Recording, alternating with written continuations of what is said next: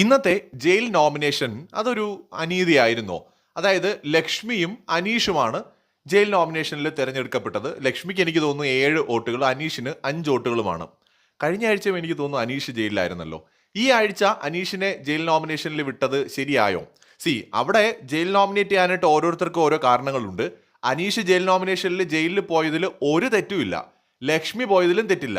അതേ സമയത്ത് പോകാൻ അർഹതയുള്ള മറ്റ് ചിലരും അവിടെ ഉണ്ട്. ഇപ്പൊ അനീഷ് ജയിലിൽ എന്തുകൊണ്ട് പോകണമെന്ന് ചോദിച്ചാൽ ഒരു ഗസ്റ്റ് വന്ന സമയത്ത് ആകെ മൊത്തം അലമ്പാക്കി കളഞ്ഞു.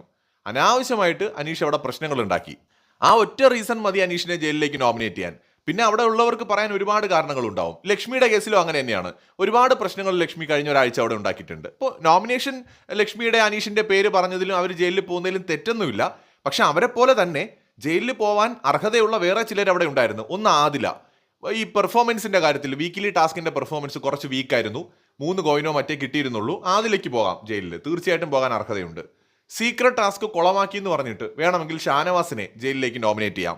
പറയാനാണെങ്കിൽ വേറെയും പലരുടെയും പേര് അവിടെ എടുക്കാം, പല പല കാരണങ്ങൾ ഉണ്ടാവും. അപ്പൊ ഇനിയിപ്പോ 10-11 പേരൊക്കെ അല്ലേ ഉള്ളൂ. അപ്പൊ ജയിൽ നോമിനേഷൻ ഒക്കെ എന്ന് പറയുന്നത് അത് തീർച്ചയായിട്ടും എല്ലാവരുടെ ഭാഗത്തുമൊക്കെ മിസ്റ്റേക്സ് ഉണ്ടാവും പറയാനായിട്ട്.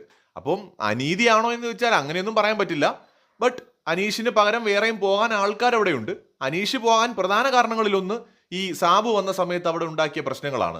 5 വോട്ടേ കിട്ടിയിട്ടുള്ളൂ എന്ന് വെച്ചാൽ 5 പേര് മാത്രമേ അങ്ങനെ അനീഷ് പോകണമെന്ന് പറഞ്ഞിട്ടുള്ളൂ എന്നാണ് എൻ്റെ അർത്ഥം. ബാക്കിയുള്ളവർ അങ്ങനെയല്ല അഭിപ്രായം. അപ്പൊ എന്നിരുന്നാൽ കൂടി ബിഗ് ബോസിനകത്ത് ജയിൽ എന്ന് പറയുന്നത് മെജോറിറ്റി വെച്ചിട്ടാണ്.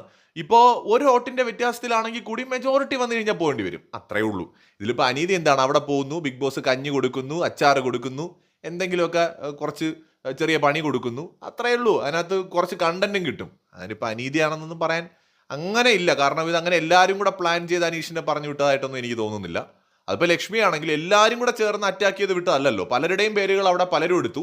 ഏറ്റവും കൂടുതൽ പേരുകൾ വന്നത് അനീഷും ലക്ഷ്മിയായി അവർ ജയിലിൽ പോന്നു, അത്ര തന്നെ.